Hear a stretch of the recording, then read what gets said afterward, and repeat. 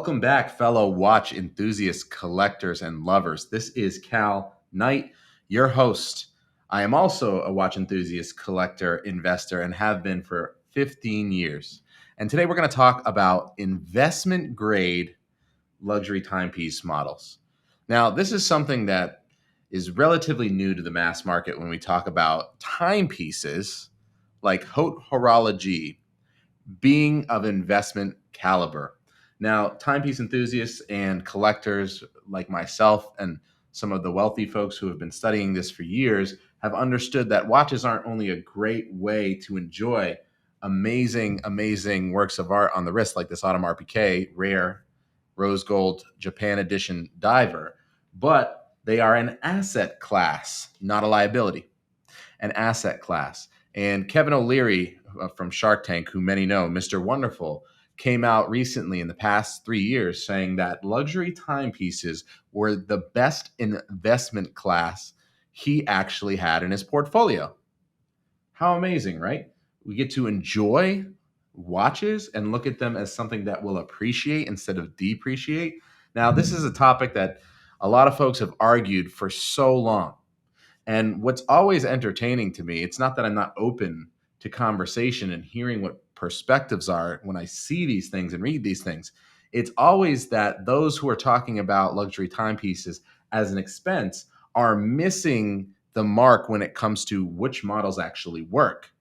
So it's not every single luxury timepiece brand that works for this model. It's not every single model in the brand line that works.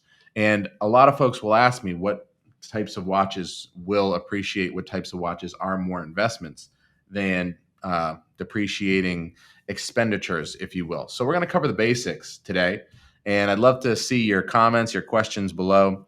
Let me know if you have any thoughts or if you want to add to this, and I can comment whether I agree or disagree. But the funny thing about all this is, I've been doing this for quite some time, making very strong returns, enjoying luxury watches. And it's not until the past 2 years when those folks had extra COVID money and started seeing on MSNBC and CBS and all these places, these reports that luxury watches were actually outpacing the Dow Jones and S&P, that people started paying attention. And I had been telling folks this for, the past 8 years, that you should start looking into buying luxury timepieces if you want to have your capital outpace inflation, if you want a low risk asset class in your portfolio to diversify and also enjoy what you're wearing, because there's networking benefits and bonuses to enjoying watches that we can talk about as well. So as an asset class, it's phenomenal. And there's certain models, as I said, that will work and certain ones that just don't hack it. So the big four, there's four major ones that will traditionally work based on their longevity of the brand demand, the types of manufacturing that is used, the luxury kicker, which is the ability to have scarcity and the excitement of, I want to own this, other people can't access it, right? So there's those factors and more that go into why these models and these brands have kept their value over the years. It's not just because something is exciting or because people are liking it. There's a good amount that goes into this. So number one, as you can probably imagine, Rolex, right? Rolex is a big one. Now, the misconception with Rolex is that every single model Rolex is investment grade, and every single Rolex that you buy, you can't lose money. Totally false. There's models that work, and there's models that do not work. A lot of times, the pro models and luxury sport edition models are the ones that will hold value longer over time. It's what a majority of the market wants, and it's the models that you'll hear about, whether you know timepieces well or you don't. So the luxury sport models are great, like the Explorer 2, like the Sky Dweller, like the Daytona, and the list goes on and on. If you're buying things like Cellini's or these rare dress watches that there's not a lot of reciprocity and demand for, it doesn't mean that it's going to lose all its value as a watch, because Rolex is a huge brand with a lot of brand power and prowess. It just means that you might not be investing in it or buying it like an appreciating asset. And if you buy the intrinsic value of these models, you will do well. But if you're buying way above the intrinsic value, you might think that these aren't asset classes because you're purchasing more like someone who is a reactive buyer than an intelligent investor. And a good example of this was in 2021, 2022, when COVID was still pacing and a lot of folks were coming in the market buying watches, right? There were people who bought watches at any price because the market was bullish and ramping up. But what they didn't see is the dealer manipulation on those prices, and they didn't buy the intrinsic value of these watches. So what was happening is they were paying too much for these watches, and then the market corrected. It didn't crash, it corrected. And they thought that, oh, woe is me, I lost a bunch of money, this isn't real. Not true. They just never bought correctly and never waited long enough for that curve to come back, because with things like Rolex, it usually does, even if you're waiting a long time. So Rolex is huge. Rolex is a big one. But then there's also obviously Audemars Piguet. So Audemars Piguet is one of the brands that still is owned by the original families partially and has been around for quite some time. A lot of their designs were originated by Gerald Genta, the Royal Oak Offshore. These types of models are very well known, and more people like Audemars Piguet nowadays than they did 20 years ago. So Audemars Piguet is a great model and a great brand, rather, that is investment class for a lot of the different pieces they have. Number three, not necessarily in order of returns, by the way, just three, as in out of the big four, Patek Philippe. Patek Philippe is known for being probably the blue chip of timepieces that will hold value over an extended period of time. Their motto, if you've heard it, is you never really own a Patek Philippe. You merely tend to it or manage it until you hand it off to your next generation, right? So that's a paraphrase, but the point is Patek Philippe timepieces are extremely hard to get from an authorized dealer.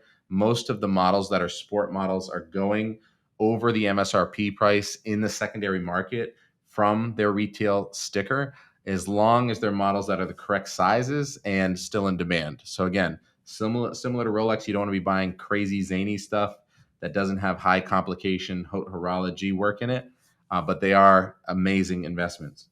And then the fourth is Richard Mille. So Richard Mille is a relatively new player in the game, but the founders and the culture behind Richard Mille is actually not new. It's been around for a very long time, and they boast the fact that the athletes and the folks that they design these amazing works of art for can actually wear those watches on their wrist while they're playing high impact sport. How cool, right? So I love Richard Mille. I've had a few Richard Mille pieces. You got to be careful with Richard Mille when you're buying them as investments, because there are certain models that have a lot of variance, and there's a wide range of how that spread will play in the market. And then there's some that are kind of like moving towards that blue chip. There's some that are very hot and in demand that are limited in capacity and limited in production that everyone wants in the right color combinations, just like a Lamborghini, just like a Ferrari, right? So cars are similar, but cars are a little different. So Richard Mille is number 4 out of the big 4. So with those brands, you're usually doing pretty good. Now you might say, okay, Cal, I can't afford some of these. For some of you can.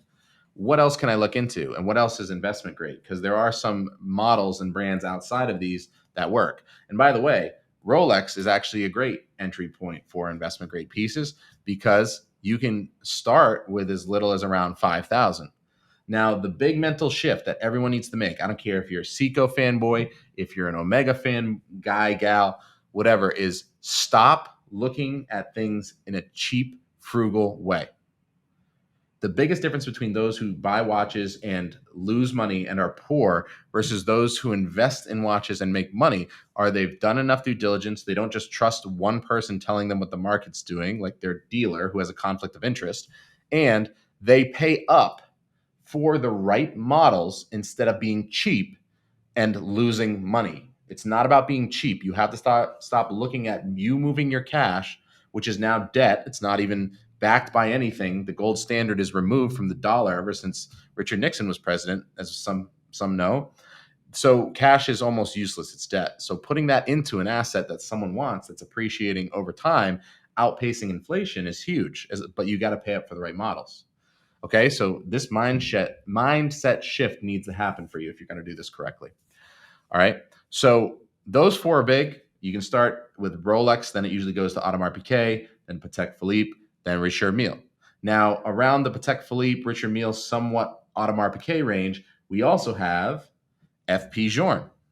So FP Journe is less liquid in the market than something like these other four, but has come into the market heavy, heavy, heavy hitting with great, great collector base.